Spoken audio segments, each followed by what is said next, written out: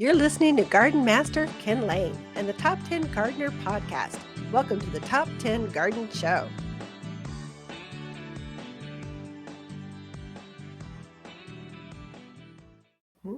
All right, so we are back in the studio with Lisa Watters Lain. She comes each week with your garden questions, just what's going on in your neighbor's yard. So welcome to the studio, Lisa. Thank you. Good to be here, as always. How good is it to be here? It's air conditioned in here, so I'm Yes. happy.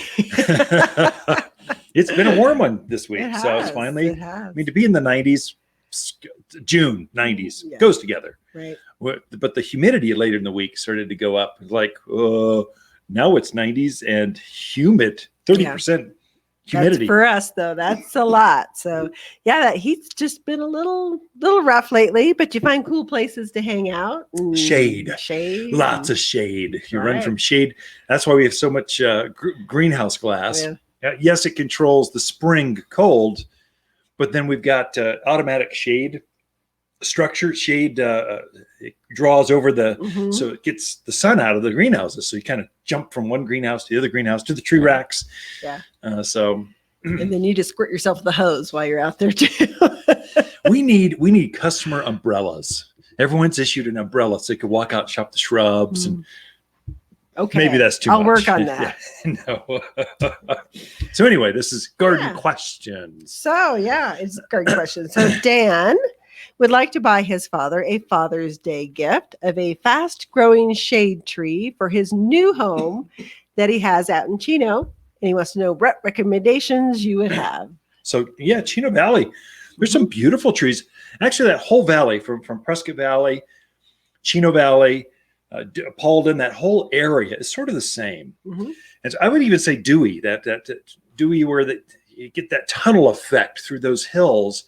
But you need trees that can take sun, wind, and they've got that hard pan, that soil. And then most people are on wells out there. Not everyone, but most people have a well.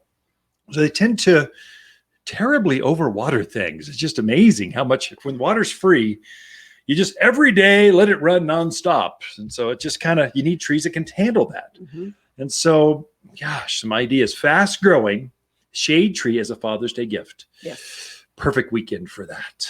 And so I would start with sycamores. Mm-hmm. One of the biggest growing natives. There's a Arizona variety and a European called Blood Good variety. And fast growing, big leaf, thick shade, takes the wind. Mm-hmm. We take all that what we're talking about. One that's sort of like that, there's a lot of them up and down that valley, is Autumn Blaze maple. Mm-hmm. It's a big growing maple. It's the fastest growing of the red maples. And so it gets up maybe 35, 40 feet tall, kind of 20 feet wide, and it gets there fast. Yeah. And thick shade. Again, it's a very good tree. Uniquely made to handle the wind. It doesn't get that leaf tear that so many maples get. Neither does a sycamore. Mm-hmm. What else? Golden locust. Locust would be That'd be a good one. So some of the elms, like the Princeton Elm, would be an amazing tree out there. Yeah. Now don't plant Siberian elm or Chinese elm. It's a weed. Truly, its seeds come up everywhere. But there's new varieties we've bred. That there's a alley elm, gets bright red in the fall, doesn't get the seeds, grows fast, super deep rooted, very drought hardy, doesn't get the elm leaf skeletonized. It's got everything you want from the elm, like the native elms that grow around here, but without all the problems. We bred all that out. There's an American elm. We saw the one that's downtown Prescott. That would grow very well in Chino Valley. It gets big, like instant shade. Lots of options to come check out. Yeah, oaks. Boy, ash. You've got to come in here or shop top10trees.com. Top 10, the number 10 trees.com takes you right to our website, and all the trees that are out there. It shows you the description, the size, the price. You can do all your research. You can even buy it there, pick it up in store, but probably best. It's come a in gift. And take a look at it. Come in. Yeah, come see us. Definitely. Okay. Meg is in Prescott. She has a very dark shade spot in part of her house that she wants some shorter shrubs and some flowering perennials. Oh, okay. That's pretty easy. So, yeah. Actually, it's harder to options. grow that kind of area than it is in sun. There's It actually is. more choices for the sunny spots Mhm. because that's the kind of environment we are at. Right. But dry shade Mhm. is actually you can do that. It's just a little bit more. The choices aren't as broad. Right. Of course, number one selling flower for dry shade, hostas. I mean, just it's number one seller. I think it's the number one perennial sold in the country. Is it really? Yeah, but because of the East Coast, those Yeah, folks, say not here. They're crazy, but it does well here too. And animals seem to leave it alone. It's just a great little plant. Sure. It is truly a perennial. Mm-hmm. What are some others? Rock rose? No, that's more of a sun. I was thinking some of the Roxanne geraniums. Oh, some sure. of the perennial geraniums. Perennial geraniums. Yeah. Mhm. Bugleweed. Sure. Not bugleweed. What's it called? Bugle. I don't know. I'm thinking the number one, though, a true weed is vinca, or periwinkle's another name. Mm-hmm. Just a ground cover that just grows. You got to make sure it stays in check, or it can take over an area. Mm-hmm. But columbine, just all kinds of clematis, gracewood, lithidora. Lithidora is great. Yeah. Yeah. Oh, you're going off on Latin with people. That's no, good. It's not Latin. The shrubs. Yeah. You're looking at yews, hollies, hydrangeas. Yeah. Do amazingly well. We've got pinks and whites and blues. Does really well here, and they'll come back year after year for you. So that's another one. We've got two sections of nothing but shade type of plants. So come in and take a look, and something will call to you. That's so unique. Right. And look at some of the variegated varieties, the creamy colors, the bright golds, a Cuba, like Aruba.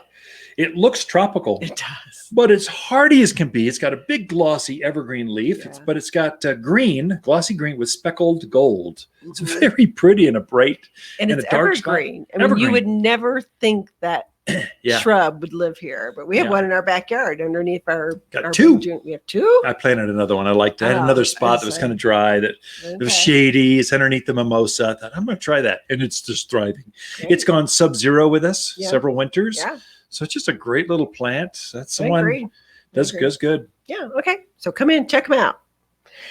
Sandy has a question. She has a peach tree that all of a sudden is starting to drop as peaches. Oh, even though they're not ripe. She wants to know what's going on with that. So it's stressed. You should watch it. It's hot. Yes, it's hot. And so it's not unusual for pitted fruits to pitted fruits shed in June. Very, very common. And what happens is the plant, they load up with too many fruits, too many plums, too many cherries, too many apricots, nectarines, peaches. And so you get too many of them.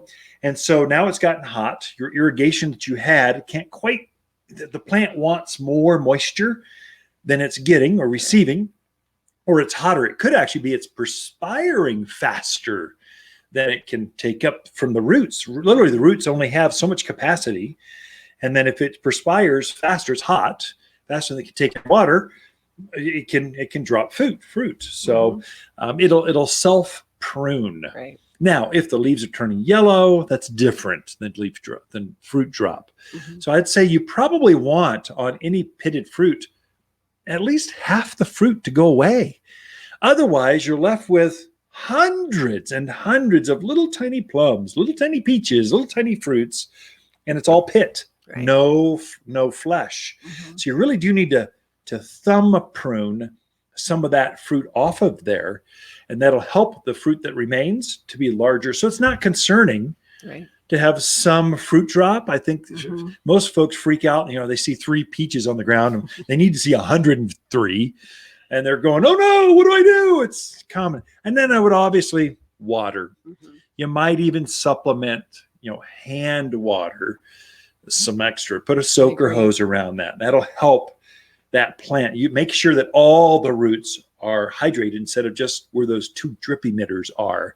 That could be part of it too. Oh, definitely. Yeah. I've seen way too many people with their emitters way too close to the trunks of their trees. You got to move them out, people. Yeah. And increase the numbers. So great questions this week, Lisa. Thanks for coming in. So Ken and Lisa Lain, the Mountain Gardeners. We'll be right back. grow your own vitamins. We can show you how to grow your own vegetables and herbs for a healthier you. Watters plants are entirely organic, with plant genetics never altered and non-GMO. Natural vitamins straight from the garden with naturally healthier herbs and vegetables. Healthier plants for a healthier you, with plants from Watters Garden Center, 1815 Iron Springs Road in Prescott. Shop Watters in-store or online at wattersgardencenter.com. You're listening to Ken Lain, aka the Top 10 Gardener. Ken can be found throughout the week in Prescott at Watters Family Garden Center. Listen daily as he answers the top 10 questions of the week, streaming on Apple, Google, Spotify, or wherever you download your podcasts.